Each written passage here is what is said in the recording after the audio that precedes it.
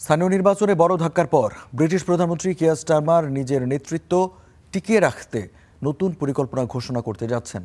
আজ এক গুরুত্বপূর্ণ ভাষণে তিনি দেশের অর্থনীতি, প্রতিরক্ষা ও ইউরোপীয় ইউনিয়নের সঙ্গে ঘনিষ্ঠ সম্পর্ক জোরদারের প্রতিশ্রুতি দেবেন।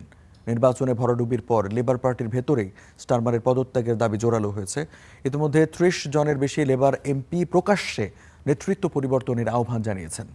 দলের সম্ভাব্য নেতৃত্ব প্রার্থী হিসেবে উঠে এসেছে অ্যাঞ্জেলা রেনার, ওয়েস্ট স্ট্রিংটিং ও অ্যান্ডি বার্নহ্যাম এর নাম।